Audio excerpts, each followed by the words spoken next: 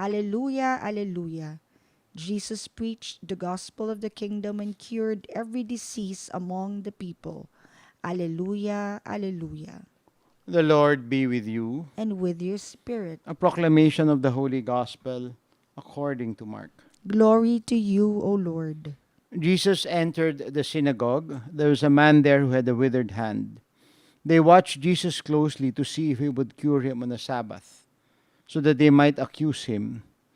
He said to the man with the withered hand, "Come up here before us."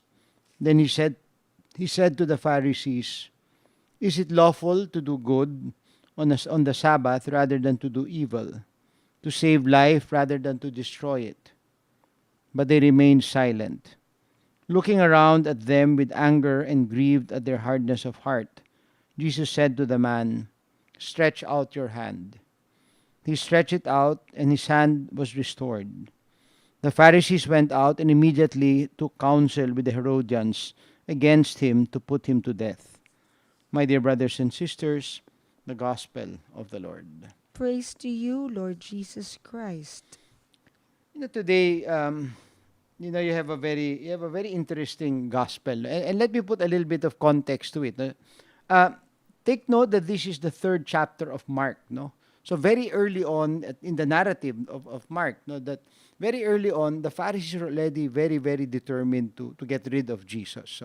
So you realize that was the bias that ruled them. No, so that at least that context to understand the dynamics, no, of today's gospel. No.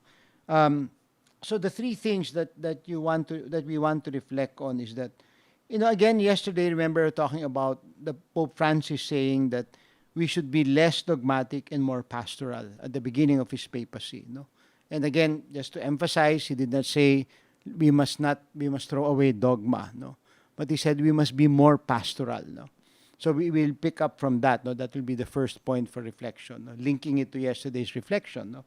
And then the second is that very interesting question that the Lord posed to the Pharisees. No, is it better to do good or evil, to save life or to ruin it? No, so that second point to reflect on. No, and then the third and last point is that if you look closely at the Pharisees, when the Lord when the Lord was asking them that question, no, whether it is right to do good or evil, they remained silent.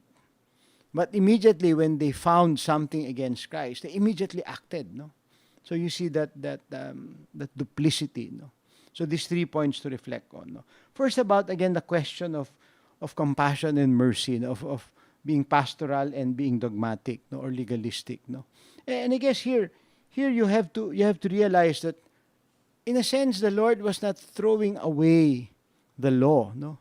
But in fact, he was trying to bring back the core of the law, which is God's mercy and love for us. No? Remember the law was founded on our relationship with God. You will be my God, I will be your God, and you will be my people. And based on that, no, that was the fundamental covenant between God and man. No? And based on that, no, the prophets and the law, the two great traditions of Judaism, no. But it all came from that relationship with God. But when everything is said and done, what lies at the center of our faith is our relationship with God. Everything must be centered on that. Everything must flow from that, and everything must lead back to that. No, a deepening of that relationship with God. No, so I guess it's good to put that whole question between being pastoral and dogmatic, being compassionate and merciful, and as opposed to being legalistic, it's good to put it within the context of our relationship with God. And therefore, what is the intention of God in his relationship with us? It is to love us, it is to show compassion and mercy, and especially in the world of the Lord, it is to save us, no? To bring salvation to us, to lead us to salvation through mercy and compassion. So that first point to reflect on, we must always remember that, no? And then the second point is that question of the Lord, no? Is it right to do good or evil? Is it right to save life or to ruin it, no? Again, this is a very basic question, no? And what for me is very, very dramatic, no, if you wish, in quotation marks dramatic, is that before the Lord asked that question, he placed the suffering man before the Pharisees, no? in the face of the suffering of this person, the Lord asks that question. And I guess for us, no, it's good to reflect on the suffering going on all around us, no. The violence, the war, the the death, the hunger, no, the unequal, the great inequalities in across societies, and many majority are suffering out of just need for basic necessities, no? Simple food security, simple basic health care, simple basic education, simple livelihood, no? And shelter. So again, we are placed before that suffering, no, of humanity. And perhaps to ask ourselves, no, is it right to do good or evil, to save life or to ruin it, no? Because I think that is the eternal question, so to speak, no? As we live in society, as we live in the world, that is a constant question that the Lord poses before us, no?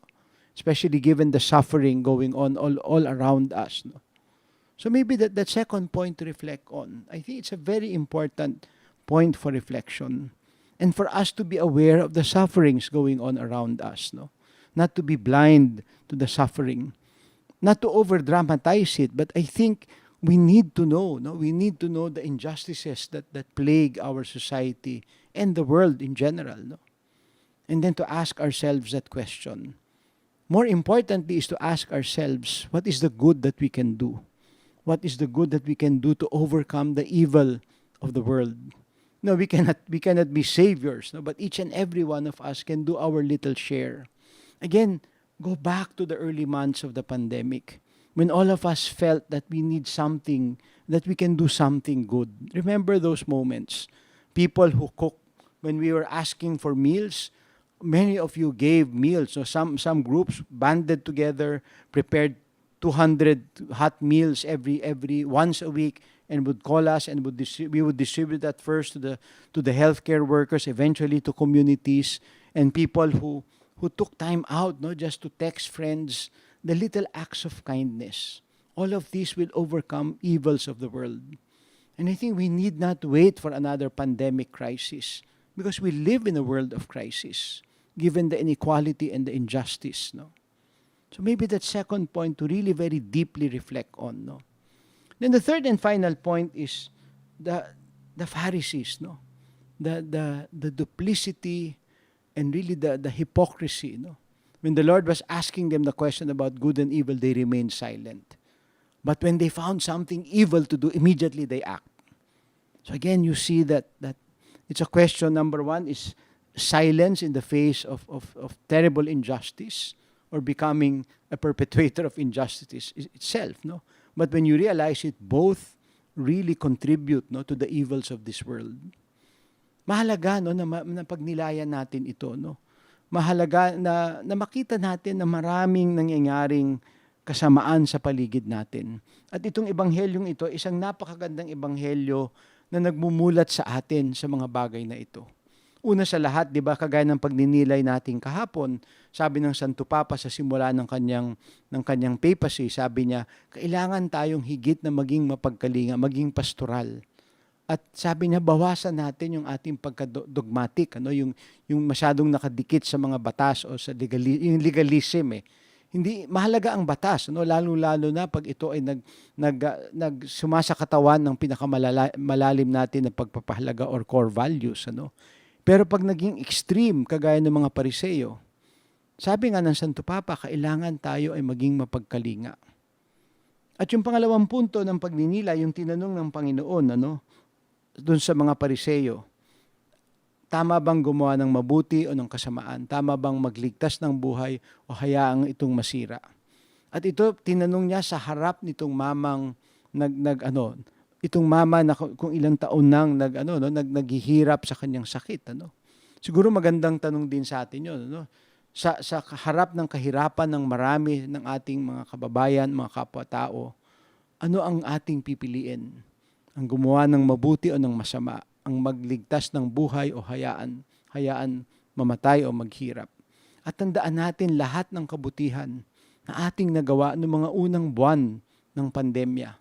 Na marami sa atin, di ba? Ang daming ginawa na mga maliliit na bagay upang maibsan ang paghihirap ng kapwa natin. Yung mga sabi ko, kinukwento ko, 'di ba, may mga grupo na nagluluto ng pagkain, no? Para sa mga nagugutom, binibigay namin nun sa healthcare workers, sa mga komunidad, no? Meron din yung mga kumakamusta sa mga tao. Ang dami nating nagawang mabuti. Pwede ba natin itong gawin at gawin natin ito bilang isang pamamaraan ng pamumuhay, pamamaraan ng bilang isang lipunan? At yung pangatlo at huling punto ay yung kabalintunaan, ano? Yung magandang Tagalog, yung kabalastugan ng mga Pariseo. Nung tinatanong ng Panginoon, tahimik sila. Tama bang gumawa ng mabuti o masama? Tahimik sila. Pero nung nakahanap sila ng butas sa Panginoon, ang agad-agad gumalaw. Para gumawa ng kasamaan, ang bilis nila. Para sagutin yung tanong ng Panginoon, tahimik.